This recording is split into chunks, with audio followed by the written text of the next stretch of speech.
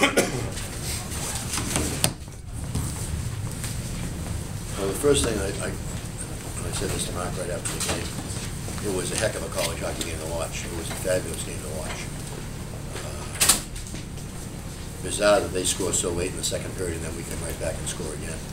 And I think that was obviously the big, if they could have got out of the period up, we would have been down a little bit. We had lost the first period and we come back and won the second period, which was big when we got that goal. I guess it was Kirkus' goal. 8 seconds left in the period on the power play. Thought everybody played hard. I thought both teams really played really smart hockey, real intense hockey. You could tell that Merrimack knew that this was it for them. They had to get going. They put 42 shots on a net, 20 in the second period. They kept coming at us all night long. I thought the best we played was once we tied it up in the end of the second. We come out and played pretty well in the third. Played a real smart game, and then we really played very well when they pulled the goal in. I don't think we gave them many chances. We played pretty good D-zone coverage in that situation. And we chipped it out instead of going for the goals. Sam Kirk gets a couple, I think he got power play goal anyways, and I thought he gave us a heck of a game. I thought that, you know, our first two lines have been scoring all second half, last month for sure. The Ados line is still on fire. It's nice to see Kaysen and Holman's line pick it up as well.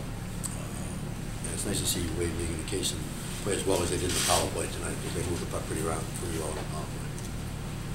So all in all, I was very, very pleased with our overall effort. Kind of felt weird tonight that this is my last game in a BU rink. It hasn't dawned on me since. Didn't dawn on me in the press conference because I knew I had to go practice the next day, but it was weird. But it was nice to win. Nice to win. We really came down the stretch pretty well. Played it very well at home, and now go see if we can continue our season. Nice to get a 20-win season again. Questions? Well, your third line gave you 2 goals tonight, plus Matt Lane almost had another one. What was going right for them tonight? I think that, you know, as I said the last couple of weeks, they've been playing a lot more because we're playing 3 lines and spot in the fourth. I think they just confidence level just keeps getting better and better. Sam Kirk is playing on that line. He's also playing the power play now. That gives him a lot of confidence. Benny and Lehner have been killing penalties all year long, so they get plenty of ice time that way. So now that they feel like they've caught up to the first 2 lines as far as what we're all contributing, the 3 of us are contributing towards the production as well as towards the outcome. Yeah, like you said, it was kind of weird to be pushing your last game to BU rink. Was there anything kind of that stood out? No, it didn't dawn on me until the game was over, really. Yeah. I don't know. When they say they want to say something to the crowd, it just didn't hit me until, I didn't think of it until they said they want to say something to the crowd. And my first thought was, for what? And then I realized, oh yeah, you won't cross here again. What do you think about it now?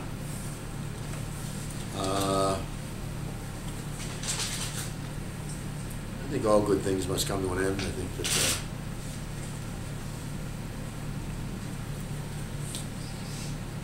Oscar Wilde once said that some people cause joy wherever they go, others whenever they go.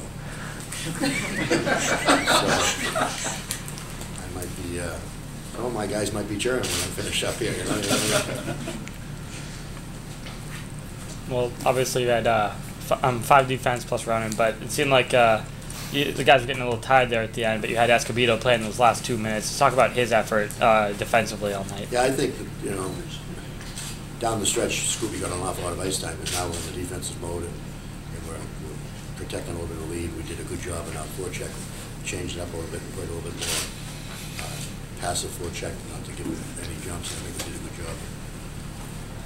Scooby was immense in that 6-on-5 too. I thought he was great, you know, making some big plays, chipping it out and getting it out for us. He's had a heck of a senior year. Do you know yet if Noonan's going to be ready for next week, or will you evaluate that later?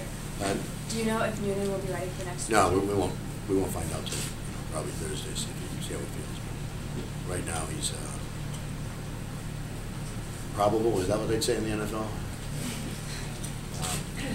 plausible maybe is a better word, I guess. For 40 years, your seniors every Say year. it again, will ya?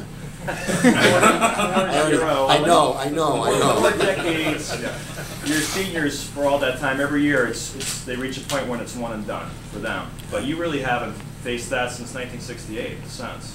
You know, Yeah. Has that occurred to you? Do you think? Because often you've been pretty philosophical when the season's come to an end. Do you think you're feeling Well, different about it now? the same exact thing will happen, you know, as I've said it many times over the years. The only team that wins the last game of the year is the national champion. Everybody else loses their last game of the year. And when it happens, it's like somebody shot you in the head. Because you're going so hectic, you know, it's 24/7 from September till that last game. And when that last game is over, you know, there's no practice tomorrow. So I'll have the same feeling as I did before. The thing is, there'll be no practice next October, you know. I don't think that really dawned on me yet. What does it do for a team when a guy like, you know, Kirk or Rosen, who don't have a lot of goals this year, what does it do for the confidence at this time of year that those guys are chipping in as well? I think the team has been real confident in them lately, even though they haven't been putting up numbers because they're playing so well. And it's nice to see them contribute. As I say, they feel better about their game when they're putting some goals on the score sheet as well, but they know they're important to our team. Nice to be able to wrap up one of these series in 2. It seems like you guys have gone 3 the last. I can't remember the last time we won it in 2. Did we ever win it in 2 here? 06. 06. Yeah, I was really thinking this morning, I don't want to go Sunday. I really don't want to go Sunday. Now we don't have to. Go see my boat tomorrow. Can you reflect on some memories of home games? You know, the sort of memorable moments, obviously. You know, Travis would be up there. But I guess I'd reflect on, just because we're in the playoffs here, home game playoffs. I'll never forget 2 years in a row we played BC at Walter Brown Arena with Terry Mahar, Ricky Mahar, and all those guys. In fact, did anybody know if Ricky Mahar was in the house tonight? Did anybody see Mike Arizioni? Yes. Well, if Ricky wasn't right next to him, then he wasn't here. But I heard he was coming down. In any event, I think one game was 4-3 and one game was 8-7. Joey Mount. They were unbelievable games 2 years in a row. And BC had great teams. And then, of course, the next year we played them in the national finals. So they had fabulous teams in those years. And those 2 games really, I'll never forget those 2 games. That's a long time ago in Walter Brown. Last year's series with UNH, where we had to, 2 out of the 3 games went to overtime. So it was a grind up. So, we've had a lot of great moments in the quarterfinals.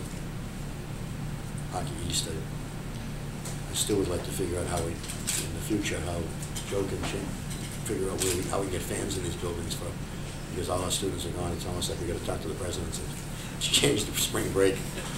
It would be nice. They missed a good game tonight out there. I'd also like to give credit to Merrimack. They had a hell of a season, and within the last 2 or 3 weeks of the season, they were in first place. And and it's unbelievable how tight this league is. And now they lose in a really hard-fought game that they easily could have won. They don't extend their season, now they have to go home. So I think you got to give them an awful lot of credit for battling the way they did. I really like their team, and Mark has done a fabulous job there. And I forget somebody mentioned last night about our record here against them is now 14-1 or something. That's 17-1-3 in the last 20 or something like Here? that. Agganis, yeah.